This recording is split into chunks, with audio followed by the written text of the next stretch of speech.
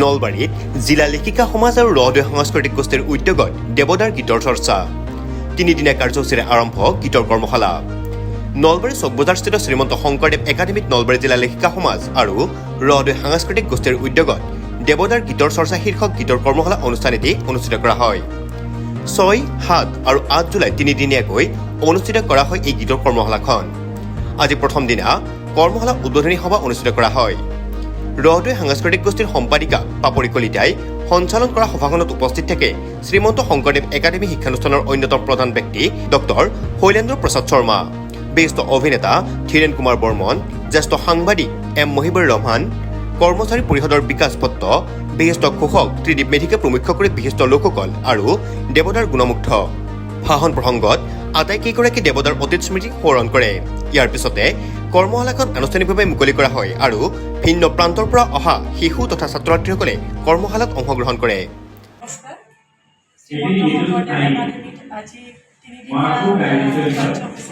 দেৱদাৰ গীতৰ চৰ্চা আৰম্ভ কৰা হৈছে। বিনামূলীয়া কাৰ্য কৰ্মশালা আয়োজন কৰা হৈছে আৰু আজি বহুত ভাল লাগিছে। বহু সংখ্যক ল'ৰা ছোৱালী আহি পেলাই আমাৰ ইয়াতে যোগদান কৰিছে আৰু কৰ্মশালা ইতিমধ্যে আৰম্ভ হৈছে। প্ৰয়াত শিল্পীগৰাকীৰ প্ৰতি ৰহদৈ সাংস্কৃতিক গোষ্ঠী আৰু লেখিকা সমাজৰ এটি শ্ৰদ্ধাঞ্জলি তেখেতৰ গীতসমূহ নৱপ্ৰজন্মৰ মাজত দিয়া আৰু সেইবাবে এইটো প্ৰয়াস কৰা হৈছে। আৰু আমি এটা চিন্তা কৰিছোঁ যে আমি এই অনুষ্ঠানটো আমি যদি পৰৱৰ্তী সময়ত পাৰোঁ অসম ভিত্তিত এটা প্ৰতিযোগিতা পাতিম দেৱদাসৰ গীতৰ বাবে প্ৰাইজ মানি প্ৰতিযোগিতা, আৰু তাৰ বাবে ল'ৰা ছোৱালীখিনিয়ে যাতে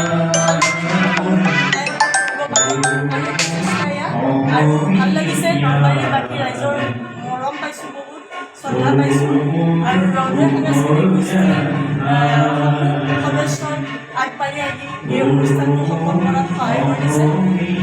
ধন্যবাদ। নমস্কাৰ। লেখিকা সমাজ আৰু ৰহদৈ সাংস্কৃতিক গোষ্ঠীৰ উদ্যোগত অনুষ্ঠিত হোৱা শংকৰদেৱ একাডেমীত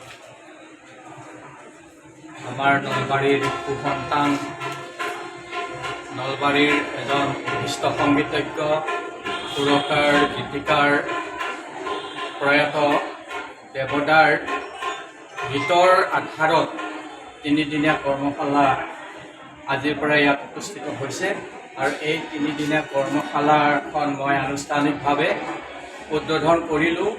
সঁচাকৈ ভাল লাগিছে এজন নলবাৰীৰ সন্তান হিচাপে দেৱদাৰ এই গীতৰ চৰ্চা অনুষ্ঠানটো অনুষ্ঠিত হৈ পৰিছে।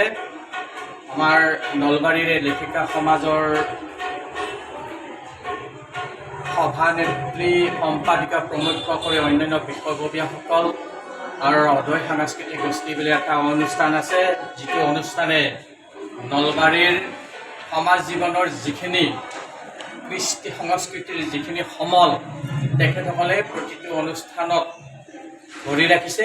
গতিকে মই তেখেতসকলক ইয়াৰ পৰাই তেখেতসকলক বৰ আন্তৰিক ধন্যবাদ, অভিনন্দন আৰু কৃতজ্ঞতা প্ৰকাশ কৰিছোঁ। আৰু এনেকুৱা অনুষ্ঠান আমাৰ নলবৰীয়া ৰাইজৰ সমাজ জীৱনত যাতে এখেতসকলে প্ৰতিফলিত কৰি যায় তাকে মই কামনা কৰিছোঁ। আৰু দেৱদাক আমি সদায় এই গীতৰ মাজেদি তেখেতক আমি সদায় চৰ্চা কৰিব লাগিব, তেখেতক আমি জীয়াই ৰাখিব লাগিব, তেখেতক আমি হৃদয়ত ধৰি ৰাখিব লাগিব। গতিকে মই বিশেষ নকওঁ, মই শেষত য'তেই নাথাকক কিয় তেখেতক ভগৱানে ভালে কুশলে নিশ্চয় ৰাখিব আৰু মই ইয়াৰ পৰা তেখেতক মোৰ তৰফৰ পৰা শ্ৰদ্ধাঞ্জলি নিবেদিছোঁ। ধন্যবাদ। নলবাৰীৰ পৰা দীপু দাসৰ report, news any 365। Stay informed, stay ahead. News Any 365.